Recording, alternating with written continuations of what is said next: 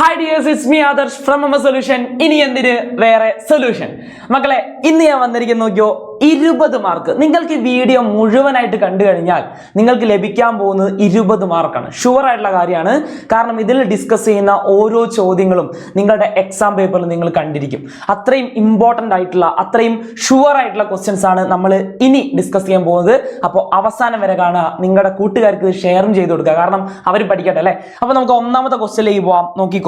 How has the population on the Peninsular Plateau evolved over time and what were the key factors that drove this change? അല്ലേ, ഉപദ്വീപീയ പീഠഭൂമിയിലെ ജനസംഖ്യ കാലക്രമേണ എങ്ങനെ വികസിച്ചു, ഈ മാറ്റത്തിന് കാരണമായ പ്രധാന ഘടകങ്ങൾ എന്തൊക്കെയാണെന്നുള്ളതാണ് ചോദ്യം. അപ്പൊ നമുക്കറിയാം, നമ്മുടെ പീഠഭൂമി എന്ന് പറഞ്ഞ സ്ഥലം, അല്ലെങ്കിൽ പ്ലാറ്റ്യൂ എന്ന് പറഞ്ഞ സ്ഥലത്ത് ആദ്യകാലങ്ങളിൽ ഈ ജനങ്ങളൊന്നും അധികം ഇല്ലായിരുന്നു അല്ലേ. നമ്മൾ പഠിച്ചിട്ടുണ്ട്, അവിടെ ജനസംഖ്യ വളരെ കുറവായിരുന്നു. കാരണം ആളുകൾ ജീവിക്കാൻ പറ്റിയുള്ള സാഹചര്യം അവിടെ വളരെ കുറവായിരുന്നു എന്നുള്ള കാര്യം നമ്മുടെ ക്ലാസ്സുകളിൽ നമ്മൾ പഠിച്ചിട്ടുണ്ട്. അപ്പൊ ഇവിടെ ചോദിച്ചിരിക്കുന്നത് പിന്നീട്, പക്ഷേ അതായത് ലേറ്റർ അവിടെ എന്താവുന്നുണ്ട്, ആളുകൾ കൂടുതലായിട്ട് വന്ന് താമസിക്കുന്നതായിട്ട് നമ്മൾ കാണുന്നുണ്ട്.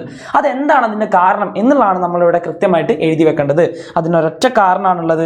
അവിടെ ഇനീഷ്യലി അവിടെ കൃഷി ചെയ്യുക എന്ന് പറയുന്നത് എന്തല്ല, അത്ര നടക്കുന്ന കാര്യമല്ല അല്ലെ. അതിനുള്ളൊരു സാഹചര്യം അവിടെ അത്ര നിലവിലില്ല.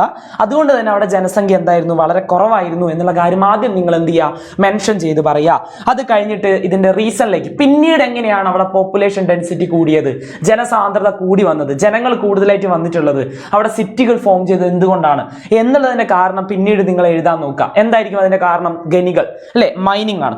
അതായത് അവിടെ എന്തുണ്ട്, നല്ല രീതിയിൽ ധാതുക്കൾ ഉണ്ട് അല്ലെ, മിനറൽസ് ഉണ്ട്. നമ്മൾ പഠിച്ചിട്ടുണ്ടായിരുന്നു, നമ്മളെ പ്ലാറ്റ്യൂ, നമ്മുടെ പീഠഭൂമി എന്ന് പറയുന്നത് എന്താണ്, ധാതു സമ്പുഷ്ടമാണ് അല്ലെ, മിനറൽ റിച്ച് ആയിട്ടുള്ള പ്രദേശമാണ് എന്നുള്ള കാര്യം നമ്മൾ കൃത്യമായിട്ട് പഠിച്ചിട്ടുണ്ടായിരുന്നു. അപ്പോൾ അതാണ് നമ്മൾ ആദ്യം എഴുതേണ്ടത്. The population increase later with the start of mineral mining, the development off road and rail transport and the emergence of mineral based industries അല്ലെ. അവിടെ എന്തെല്ലാം ഉണ്ടാവുന്നുണ്ട്, അവിടെ പറഞ്ഞ ധാതുഖനനം ആരംഭിച്ചതോടെ അവിടെ റോഡ് അല്ലെങ്കിൽ റെയിൽ ഗതാഗതം, റെയിൽവേ വികസനങ്ങൾ, അതുപോലുള്ള കാര്യങ്ങളൊക്കെ അവിടെ എന്ത് ചെയ്യുന്നുണ്ട്, തുടങ്ങുന്നുണ്ട്. എന്ത് അടിസ്ഥാനപ്പെടുത്തി അല്ലെ, എന്ത് കേന്ദ്രമാക്കിക്കൊണ്ട്, നമ്മൾ പറയുന്ന ഈ ധാതു വ്യവസായത്തെ കേന്ദ്രമാക്കിക്കൊണ്ട് അല്ലെ, മിനറൽ ബേസ്ഡ് ഇൻഡസ്ട്രിയെ കേന്ദ്രമാക്കിക്കൊണ്ട് അവിടെ ഇത്തരത്തിലുള്ള കാര്യങ്ങളൊക്കെ എന്ത് ചെയ്യുന്നുണ്ടായിരുന്നു, ഡെവലപ്പ് ചെയ്യുന്നുണ്ടായിരുന്നു എന്നുള്ള കാര്യം മനസ്സിലാക്കണം അല്ലെ. These activities created new economic opportunities which attracted people to the region അല്ലെ. എന്ത് ചെയ്യുന്നുണ്ട്, ഈ പ്രവർത്തനങ്ങൾ ഒരു പുതിയ സാമ്പത്തിക അവസരങ്ങളാണ് സൃഷ്ടിക്കുന്നത് അല്ലെ. അതായത് കുറെ ആളുകൾക്ക് ജോലി കിട്ടുന്നുണ്ടാവും അല്ലെ, കുറെ സ്ഥലങ്ങൾ അവിടെ ഉണ്ടാവും അല്ലെ. അതുപോലെ തന്നെ അതിലേക്ക് നമുക്ക് ഇൻവെസ്റ്റ് ചെയ്യാൻ പറ്റും. അങ്ങനെ കുറെ സാധ്യതകൾ എന്ത് ചെയ്യാണ്, അവിടെ ഉയർന്നു വരികയാണ്. അതുകൊണ്ട് തന്നെ കുറെ ആളുകൾ എന്ത് ചെയ്യാണ്, അങ്ങോട്ടേക്ക് മാറി താമസിക്കുന്നതായിട്ട് നമുക്ക് കാണാൻ പറ്റും. ഓക്കെ, അതിന്റെ കൂടെ തന്നെ ഞാൻ ഒരു ഇമ്പോർട്ടൻ്റ് ആയ കാര്യം എൻ്റെ മക്കളോട് പറയാനുള്ള വെച്ചാൽ നമ്മുടെ ബാച്ചിന്റെ കാര്യമാണ്. അപ്പോൾ 9ാം ക്ലാസ്സിലെ മക്കൾക്ക് വേണ്ടിയിട്ട് നമ്മൾ ഓൺലൈൻ ബാച്ച് എന്ത് ചെയ്തിട്ടുണ്ട്, കുറച്ച് കാലമായിട്ട് നമ്മൾ സ്റ്റാർട്ട് ചെയ്തിട്ടുണ്ട്. അപ്പോൾ അതിന്റെ നമ്മുടെ ഫ്യൂച്ചർ ബാച്ച് അല്ലെ, നമ്മൾ DMS ഫ്യൂച്ചർ ബാച്ച് ആണ് ഇപ്പോൾ ഓപ്പൺ ആയിട്ടുള്ളത്. കുറെ ആളുകൾ എന്ത് ചെയ്യുന്നു, ജോയിൻ ചെയ്തുകൊണ്ടിരിക്കുകയാണ് അല്ലെ. അതിനാകെ വരുന്ന ഒരു പ്രൈസ് എന്ന് പറയുന്നത് 999 രൂപ മാത്രമാണ്. എത്രയാണ്? 999 രൂപ മാത്രമാണ് അതിന്റെ ഒരു പ്രൈസ് വരുന്നത് എന്നുള്ള കാര്യം നിങ്ങൾ ആലോചിക്കുക. അതായത് ആദ്യം ജോയിൻ ചെയ്യുന്ന 2500 മക്കൾക്ക് ലഭിക്കുന്നത് 999 രൂപയ്ക്കായിരിക്കും. അപ്പൊ ഇതിന്റെ ഗുണം എന്താ, നിങ്ങൾക്ക് പബ്ലിക് എക്സാം വരെയുള്ള എല്ലാ ക്ലാസ്സുകളും, എല്ലാ ചാപ്റ്ററുകളും, എല്ലാ ചോദ്യങ്ങളും നിങ്ങൾക്ക് അവിടെ കിട്ടുന്നതാണ്. ഇപ്പോൾ ലെവൽ 1 മുതൽ ലെവൽ 2, ലെവൽ 3 ക്വസ്റ്റ്യൻസ് ഒക്കെ നിങ്ങൾക്ക് ഈ ബാച്ചുകളിൽ കിട്ടുന്നതാണ്. അപ്പോൾ അത് നിങ്ങൾ ഒരിക്കലും മിസ്സാക്കരുത്. കാരണം ഇത്രയും ചെറിയൊരു പൈസയ്ക്ക് നിങ്ങൾക്കൊരു കോഴ്സ് മൊത്തമായിട്ട് ലഭിക്കുക എന്ന് പറയുമ്പോൾ അതിൽ പരം വേറൊന്നുമില്ല. അപ്പോൾ അത്രയും ചെറിയൊരു പ്രൈസ് മാത്രമേ എന്ത് ചെയ്യുന്നുള്ളൂ, ഈ കോഴ്സിന് നമ്മൾ ഈടാക്കുന്നുള്ളൂ എന്നുള്ള കാര്യമാണ്. അപ്പോൾ നമ്മളൊക്കെ കൂടെ ഉണ്ടാവും, പഠിപ്പിച്ച് തരാനും അല്ലെ, ഡൗട്ട് ക്ലിയർ ചെയ്ത് തരാനൊക്കെ നമ്മളെല്ലാവരും, ഇപ്പോൾ നിങ്ങൾ കാണുന്ന എല്ലാ യൂട്യൂബിലുള്ള എല്ലാ ടീച്ചേഴ്സും എന്തുണ്ടാവും, നിങ്ങൾക്ക് അവിടെ അവൈലബിൾ ആയിരിക്കും എന്നുള്ളതാണ്. അപ്പോൾ മക്കൾ എന്ത് ചെയ്യുക, ഒന്ന് താഴെ കാണുന്ന ആ നമ്പറിൽ നിങ്ങൾ ഒന്ന് ചെക്കൗട്ട് ചെയ്യുക, നിങ്ങളൊന്ന് വിളിച്ചു നോക്കുക, കോൺടാക്ട് ചെയ്ത് നോക്കുക, പേരൻസിനോട് വന്നിട്ടൊന്ന് കോൺടാക്ട് ചെയ്ത് നോക്കുക. എന്നിട്ട് നിങ്ങൾക്ക് അതിന്റെ ഡീറ്റെയിൽസ് കേട്ടിട്ട് താല്പര്യമുണ്ടെങ്കിൽ ഉറപ്പായിട്ടും എന്ത് ചെയ്യുക, എൻ്റെ മക്കൾ ജോയിൻ ചെയ്യുക. നമുക്ക് ആപ്പിൽ ഒരുമിച്ച് കാണാൻ പറ്റും. ഓക്കെ, അപ്പോൾ നമുക്ക് അടുത്ത ക്വസ്റ്റ്യനിലേക്ക് പോവാം. Explain the importance of the Chota Nagpur plateau. മക്കളെ, ഇത് വളരെ ഇമ്പോർട്ടൻ്റ് ആണ്. മക്കൾ എന്ത് ചെയ്യണം, കൃത്യമായിട്ട് അത് ഇമ്പോർട്ടൻ്റ് എന്ന രീതി തന്നെ അത് ആ ചോദ്യത്തെ കാണണം. ഛോട്ടാ നാഗ്പൂർ പീഠഭൂമിയെ പ്രാധാന്യം വിശദീകരിക്കുക എന്നുള്ളതാണ് ചോദ്യം അല്ലേ. വളരെ ഇമ്പോർട്ടൻ്റ് ആയുള്ള പ്രദേശമാണ് ഇത്. മെയിനായിട്ട് നമ്മൾ പറഞ്ഞിട്ടായിരുന്നു ക്ലാസ് എടുക്കുന്ന സമയത്ത്, ഇതെന്താണ്, ഈ പറയുന്ന പോലെ മാപ്പുകളിലൊക്കെ ഒരു അടയാളപ്പെടുത്താൻ വന്നിട്ടുണ്ടെങ്കിൽ അതെന്തായിരിക്കും, ഈ ഛോട്ടാ നാഗ്പൂർ പ്ലാറ്റ്യൂ ഒക്കെ അടയാളപ്പെടുത്താൻ ചോദിക്കുന്ന ഒരു സ്ഥലം കൂടിയാണ്. അപ്പോൾ കൃത്യമായിട്ട് എന്ത് ചെയ്യുക, അതെന്താണെന്നുള്ള കാര്യം പഠിക്കുക, അത് ഏതാണ് അതിന്റെ പൊസിഷൻ എന്നുള്ള കാര്യം കാര്യം കൂടി എന്ത് ചെയ്യാൻ മക്കൾ കൃത്യമായിട്ട് പഠിച്ചിരിക്കണം കേട്ടോ. അപ്പോൾ അതിന്റെ ഉത്തരം എന്താണെന്ന് വെച്ചാൽ one of the India's richest mineral region ആണ് നമ്മുടെ ഛോട്ടാ നാഗ്പൂർ പ്ലാറ്റ്യൂ എന്ന് പറയുന്നത്.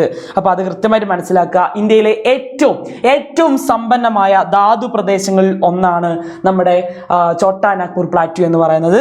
മിനറൽസ് ആയിട്ടുള്ള iron or, call, bauxite, mica, copper ഒക്കെ നമുക്ക് ഇവിടുന്ന് കിട്ടുന്നുണ്ട്. ഇരുമ്പയിര് പോലെയുള്ള, കൽക്കരി പോലെയുള്ള, ബോക്സൈറ്റ് പോലെയുള്ള, മൈക്ക, ചെമ്പ് പോലെയുള്ള കാര്യങ്ങളെല്ലാം നമുക്ക് ഇവിടുന്ന് കിട്ടുന്നുണ്ട്. നമുക്ക് ഇവിടുന്ന് ഖനനം ചെയ്യാൻ പറ്റുന്നുണ്ട് എന്നുള്ളതാണ്, മൈനിങ് ചെയ്യാൻ പറ്റുന്നുണ്ട് എന്നുള്ളതാണ്. Centre of mining and industries അല്ലേ, നമ്മൾ കാണുന്ന ഈ ഖനന വ്യവസായത്തിന്റെ ഒരു കേന്ദ്രമായിട്ട് നമുക്ക് എന്തിനെ കാണാൻ പറ്റും?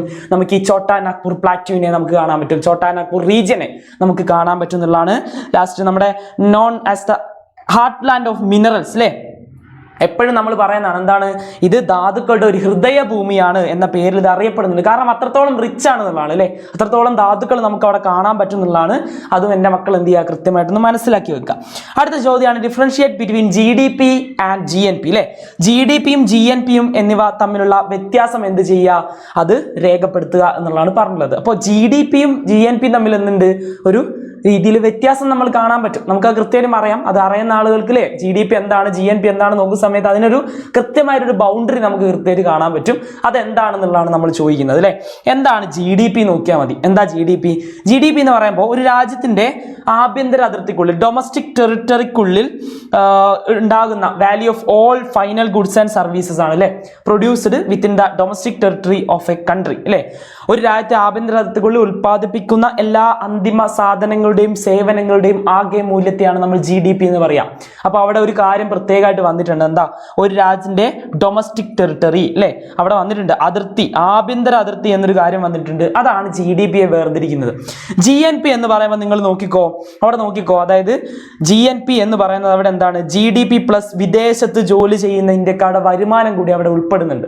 മറ്റേത് ഡൊമസ്റ്റിക് ടെറിട്ടറി എന്നൊരു കോൺസെപ്റ്റ് അവിടെ ഉണ്ടായിരുന്നു. പക്ഷെ GNPയിലേക്ക് വരുമ്പോൾ എന്താ, അവിടെ പുറത്തുള്ള അല്ലെ, ഇപ്പൊ പുറത്തെ രാജ്യത്ത് പോയിട്ട് ജോലി ചെയ്തിട്ട് വരുമാനം ഉണ്ടാക്കുന്ന ആളുകളുടെ വരുമാനം കൂടി എന്ത് ചെയ്യുന്നുണ്ട്, ഇതിലേക്ക് വരുന്നുണ്ട്, GNPയിലേക്ക് വരുന്നുണ്ട്. അതാണ് ഇതിന്റെ പ്രധാനപ്പെട്ട വ്യത്യാസം. ഒന്ന് ഡൊമസ്റ്റിക് ടെറിട്ടറിയുടെ ഉള്ളിലാണെങ്കിൽ മറ്റേതെന്താണ്, ഡൊമസ്റ്റിക് ടെറിട്ടറിയും പ്ലസ് എന്തുകൂടെ വരുന്നുണ്ട്, ഈ പറഞ്ഞ പുറത്ത് പോയി ജോലി ചെയ്യുന്ന ആളുകളുടെ വരുമാനം കൂടിയും ഇൻകം കൂടിയും അതിലേക്ക് വരുന്നുണ്ട് എന്നുള്ളതാണ് അതിന്റെ വ്യത്യാസം എന്ന് പറയുന്നത്. അടുത്ത് നോക്കാം, explain the 3 methods of measuring national income. National income അല്ലെ, നമ്മുടെ ദേശീയ വരുമാനം അളക്കുന്നതിനുള്ള 3 രീതികൾ വിശദീകരിക്കുക എന്നുള്ളതാണ് ചോദ്യം. 3 രീതികൾ എന്തായാലും പഠിച്ചോ, വളരെ ഇമ്പോർട്ടൻ്റ് ആണ്. ഒന്നാമത്തെ രീതി എന്ന് പറയുന്നത് എന്താ, നമ്മുടെ പ്രൊഡക്റ്റ് മെത്തേഡാണ്, ഉൽപ്പന്ന രീതിയാണ്. അതായത് നമ്മൾ ഈ adding the value of all final goods and services produced in A primary, secondary, tertiary sector അല്ലെ. അതായത് നമ്മൾ ഈ പറയുന്ന പ്രാഥമിക, ദ്വിതീയ, തൃതീയ മേഖലകളിലൊക്കെ ഉൽപ്പാദിപ്പിക്കുന്ന എല്ലാ സാധനങ്ങളുടെയും സേവനങ്ങളുടെയും മൂല്യം കൂട്ടിച്ചേർത്ത് ഇങ്ങനെ എഴുതുന്നതിനെയാണ് നമ്മൾ എന്ത് പറയാ, നമ്മൾ ഉൽപ്പന്ന രീതി എന്ന് നമ്മൾ പറയാം. ഒന്നുമില്ല, പ്ലസ് പ്ലസ് പ്ലസ് പ്ലസ് ആയിട്ട് എല്ലാ സാധനങ്ങളും എന്ത് ചെയ്യാണ്, ഇങ്ങനെ പ്ലസ് ചെയ്ത് പോവാണ്. അതാണ് നമ്മുടെ അതിന്റെ ഒരു ഇക്വേഷൻ വരുന്നത് എന്നുള്ള കാര്യം കൂടി ആലോചിക്കാം. ഇനി ഇൻകം മെത്തേഡ് എന്ന് പറയുമ്പോൾ ഇതും വളരെ സെയിം ആണ് അല്ലേ. വരുമാന രീതി എന്ന് പറയുമ്പോൾ അവിടെ എല്ലാ ഇൻകവും കൂടി എന്ത് ചെയ്യാണ്, ആഡ് ചെയ്യുകയാണ്. എന്തൊക്കെയാണ് ഇൻകം വരുന്നത്, നമ്മുടെ റെന്റ്, വേജ്, ഇൻട്രസ്റ്റ്, പ്രോഫിറ്റ് എന്നൊക്കെയാണ് അല്ലേ. ഭൂമി, തൊഴിൽ, മൂലധനം, സംരംഭത്തിനൊക്കെ കിട്ടുന്ന വാടക, കൂലി, പലിശ, ലാഭം ഒക്കെ നമുക്ക് എന്ത് ചെയ്യാം, ഇവിടെ കൂട്ടി എഴുതുന്ന രീതിയിലാണ് നമ്മൾ ഇത് ചെയ്യുന്നത്. ഓക്കെ, അതും നമ്മൾ ക്ലിയർ ആക്കി. ഇനി എക്സ്പെൻഡിച്ചർ മെത്തേഡ് എന്ന് പറയുമ്പോൾ അത് പേരിൽ തന്നെ ഉണ്ട്, ചെലവ് രീതി പേരിൽ തന്നെ ഉണ്ട്. എന്താ, എല്ലാ ചെലവുകളും നമ്മൾ കൂട്ടുക. പക്ഷെ അതിൽ ഒരു കാര്യം എന്താണെന്ന് വെച്ചാൽ അത് ഇൻവെസ്റ്റ്മെന്റും കൂടി ചെലവായിട്ട് വരുന്നുണ്ട് എന്നുള്ള കാര്യമാണ്. അപ്പോൾ ഈ ഉപഭോഗം അതിൽ ഉൾപ്പെടുന്നുണ്ട് അല്ലെ, കൺസപ്ഷൻ അതിൽ ഉൾപ്പെടുന്നുണ്ട്, നിക്ഷേപം, നമ്മുടെ ഇൻവെസ്റ്റ്മെന്റ് അതിൽ ഉൾപ്പെടുന്നുണ്ട്, പിന്നെ ഗവൺമെന്റ് എക്സ്പെൻഡിച്ചർ അല്ലെ, സർക്കാരിന്റെ ചെലവുകൾ അതിൽ ഉൾപ്പെടുന്നുണ്ട്. മാത്രമല്ല നെറ്റ് എക്സ്പോർട്ട്, അറ്റ കയറ്റുമതിയും കൂടി അതിൽ ഉൾപ്പെടുന്നുണ്ട്. ഇതെല്ലാം ആഡ് ചെയ്തിട്ട് എഴുതുന്നതാണ് നമ്മൾ എന്ത് പറയാ, എക്സ്പെൻഡിച്ചർ മെത്തേഡ് അല്ലെങ്കിൽ ചെലവ് രീതി എന്ന് നമ്മൾ പറയുക. അടുത്ത് നോക്കാം, life in the Thar desert is full of challenges അല്ലെ. താർ മരുഭൂമിയിലെ ജീവിതം വെല്ലുവിളികൾ നിറഞ്ഞതാണ്, വ്യക്തമാക്കുക എന്നാണ് പറഞ്ഞിട്ടുള്ളത് അല്ലെ. നമുക്കറിയാം ഡെസേർട്ട് എന്ന് പറയുമ്പോൾ അതിൻ്റെ ബുദ്ധിമുട്ടുകൾ നമുക്കറിയാം, മഴ കിട്ടാത്ത പ്രശ്നം അറിയാം, വെള്ളത്തിൻ്റെ ലഭ്യത നമുക്കറിയാം അല്ലേ, അവിടുത്തെ ചൂട്, ടെമ്പറേച്ചർ നമുക്കറിയാം, അതുപോലെ തന്നെ രാത്രി കാലങ്ങളിൽ ഉണ്ടാകുന്ന തണുപ്പ് നമുക്കറിയാം. ഇതൊക്കെ നമ്മൾ പഠിച്ച കാര്യമാണ്. ഇതെല്ലാം എഴുതി കൊടുത്തതിൻ്റെ ഇതിൻ്റെ ആൻസർ ആയി മാറി എന്നുള്ളതാണ്. Harsh physical condition in the Thar desert like absence of rain, extreme heat, strong wind make human life challenging in the region അല്ലേ. അവിടെ പറയുന്നുണ്ട് താർ മരുഭൂമിയുടെ മഴയുടെ അഭാവം, ഞാൻ പറഞ്ഞല്ലോ ഒന്നാമത്തെ കാര്യം. പിന്നെന്താ, അതിശക്തമായ അതിശക്തമായ ചൂട്, നല്ല ചൂടുണ്ട്, ശക്തമായിട്ടുള്ള കാറ്റ്, ഇതൊക്കെ എന്ത് ചെയ്യുന്നുണ്ട്, ആളുകൾ അവിടെ താമസിക്കുന്നതിനും പിന്തിരിപ്പിക്കുന്നുണ്ട്. കാരണം അവിടെ താമസിക്കാൻ ഇതൊന്നും സാഹചര്യം ഒരുക്കുന്ന ഒരു കാര്യമല്ല, ഇതൊന്നും നമുക്ക് താമസിക്കാൻ പറ്റുന്ന ഒരു സാഹചര്യമല്ല. അതുകൊണ്ടൊക്കെ എന്ത് ചെയ്യുന്നുണ്ട്, ആളുകൾ അവിടെ നിന്നും താമസിക്കാതെ പിന്തിരിയുന്ന ഒരു അവസ്ഥ നമുക്ക് കാണാൻ പറ്റും. പിന്നെന്താ, the extreme temperature in the Thar desert make survival difficult for humans, animals and plants. അല്ലെ, അവിടെ ഇത്തരത്തിലുള്ള ചൂട്, നല്ല രീതിയിലുള്ള ചൂട്, നല്ല മണ്ണിന്റെ അഭാവം, അല്ലെ, നല്ല സോയിൽ ഇല്ലാത്തൊരവസ്ഥ, ഇതൊക്കെ എന്ത് ചെയ്യുന്നുണ്ട്, അവിടെ മൃഗങ്ങൾക്കായിക്കോട്ടെ, അല്ലെങ്കിൽ നമ്മുടെ മനുഷ്യന്മാർക്കായിക്കോട്ടെ, അല്ലെങ്കിൽ സസ്യങ്ങൾക്കായിക്കോട്ടെ, ഇതൊക്കെ അതിജീവനത്തിന് എന്ത് ചെയ്യുന്നുണ്ട്, അവിടെ തടസ്സമായിട്ട് മാറുന്നുണ്ട് എന്നുള്ള കാര്യം ഇവിടെ മനസ്സിലാക്കുക.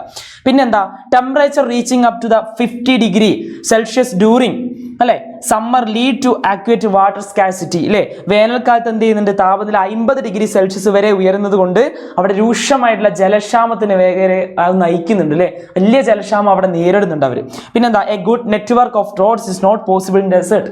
ഡെസേർട്ടിൽ റോഡ് ഉണ്ടാക്കുക എന്ന് പറഞ്ഞാൽ സാധ്യമായിട്ടുള്ള കാര്യമാണോ? അല്ല, അത് സാധ്യമായിട്ടുള്ള കാര്യമല്ല. അവിടെ നല്ലൊരു റോഡ് ഉണ്ടാക്കുക എന്ന് പറഞ്ഞാൽ എന്തല്ല, പോസിബിൾ ആയിട്ടുള്ള കാര്യമല്ല എന്നും കൂടെ മക്കള് മനസ്സിലാക്കുക. അടുത്ത ക്വസ്റ്റ്യൻ നോക്കാലോ. Explain the condition that led to the formation of the Thar desert. Thar മരുഭൂമിയുടെ രൂപീകരണത്തിലേക്ക് നയിച്ച സാഹചര്യങ്ങൾ വിശദമാക്കുക എന്നുള്ളതാണ്. ഇത് വളരെ ഇമ്പോർട്ടൻ്റ് ആണ്, മക്കൾ എന്തായാലും പഠിച്ചിരിക്കണം കേട്ടോ. ഫോർമേഷൻ, അതായത് താർ ഡെസേർട്ടിന്റെ ഫോർമേഷൻ എന്ത് ചെയ്യണം മക്കൾ കറക്റ്റായിട്ടും പഠിച്ചിരിക്കണേ. ഇമ്പോർട്ടൻ്റ് ആയിട്ടുള്ള ചോദ്യമാണ്, ഇതൊരിക്കലും മിസ്സാക്കരുത്. ഇത് നിങ്ങൾക്ക് മനസ്സിലാക്കാൻ വളരെ സിമ്പിളാണ് സത്യത്തിൽ, അതുകൊണ്ട് ഒരിക്കലും മിസ്സാക്കരുത്.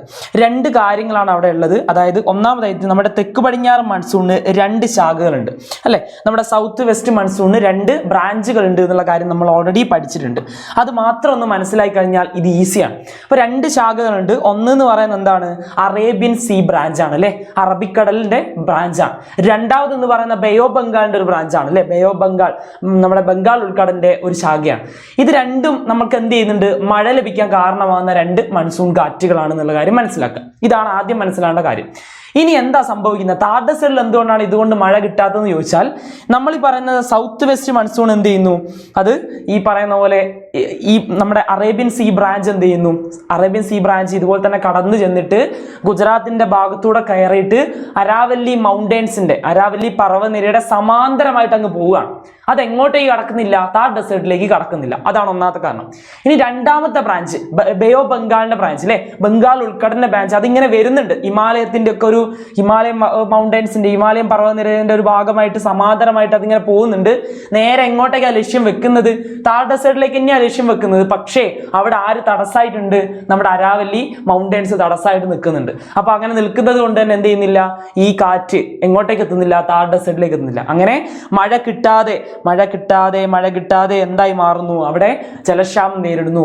നമ്മൾ പഠിച്ചിട്ടുണ്ട്, നമ്മുടെ മരുഭൂമി എന്ന് പറയുമ്പോൾ അത് എന്തായി മാറും, 25 സെന്റിമീറ്റർ താഴെ മഴ ലഭിക്കുന്ന, അല്ലെ, റെയിൻഫാളില്ല സ്ഥലം എന്തായിട്ട് മാറുന്നുണ്ട്, അത് മരുഭൂമിയായിട്ട് മാറുന്നുണ്ട്. അതിനി ശീത മരുഭൂമി ആണെങ്കിലും, കോൾഡ് ഡെസേർട്ട് ആണെങ്കിലും, ഹോട്ട് ഡെസേർട്ട് ആണെങ്കിലും, അല്ലെ, ഉഷ്ണ മരുഭൂമി ആണെങ്കിലും പഠിച്ചാണ്. അതുകൊണ്ട് ഈ 2 തരത്തിൽ എന്ത് ചെയ്യുന്നില്ല, നമ്മുടെ താർ ഡെസേർട്ടിൽ എന്ത് കിട്ടുന്നില്ല, മഴ കിട്ടുന്നില്ല എന്നുള്ളതാണ് നമ്മളിവിടെ പഠിക്കേണ്ട പ്രധാനപ്പെട്ട കാര്യം. മാത്രമല്ല അവിടെ നല്ല രീതിയിൽ എന്തുണ്ട്, നല്ല രീതിയിൽ ബാഷ്പീകരണം നമുക്ക് കാണാൻ പറ്റും, ഇവാപ്പറേഷൻ നമുക്ക് കൃത്യമായിട്ട് കാണാൻ പറ്റും. അതുകൊണ്ട് തന്നെ പെയ്യുന്ന മഴ പോലും എന്ത് ചെയ്യാണ്, അവിടെ ബാഷ്പീകരിച്ച് പോവുകയാണ്, ഇവാപ്പറേറ്റ് ചെയ്ത് പോവുകയാണ്. അതും കൂടെ നമ്മൾ ആലോചിക്കേണ്ട കാര്യമാണ്. ഇതാണ് ഫോർമേഷൻ ആയിട്ട് സംഭവിക്കുന്നത്. ഇങ്ങനെ കുറേ കാലം, ദശലക്ഷക്കണക്കിന് വർഷങ്ങൾ ഇങ്ങനെ തന്നെ തുടരുന്ന ഒരു സ്ഥലം ഉറപ്പായിട്ടും എന്തായിട്ട് മാറും, നമ്മൾ ഈ പറഞ്ഞ മരുഭൂമിയായിട്ട് മാറും, ഡെസേർട്ട് മാറും. ഇതാണ് ഇതിന്റെ ആൻസർ ആയിട്ട്, ലാസ്റ്റ് കൺക്ലൂഷൻ ആയിട്ട് നിങ്ങൾ എഴുതി വെക്കേണ്ടത്. സെറ്റല്ലേ? സെറ്റാണെന്ന് വിചാരിക്കുന്നു. അപ്പോൾ മക്കളെ, ഞാൻ ഒന്നുകൂടി ഓർമ്മിപ്പിക്കുകയാണ്, നമ്മുടെ ബാച്ചിന്റെ കാര്യം ഓർമ്മിപ്പിക്കുകയാണ്. നമ്മുടെ DMS ഫ്യൂച്ചർ ബാച്ച് ആകെ 999 രൂപ മാത്രമേ ഉള്ളൂ. മക്കൾ എന്ത് ചെയ്യുക, ഒന്ന് ആ നമ്പറിൽ കോൺടാക്ട് ചെയ്യുക, ഡീറ്റെയിൽസ് അറിഞ്ഞ് താല്പര്യമുണ്ടെങ്കിൽ എന്ത് ചെയ്യുക, എൻ്റെ മക്കൾ എല്ലാവരും ഒന്ന് ജോയിൻ ചെയ്യുക. ഓക്കെ, അപ്പോൾ നമുക്ക് അടുത്ത വീഡിയോ കാണാം. അടുത്ത വീഡിയോ കാണുന്നവരേക്കും ബൈ.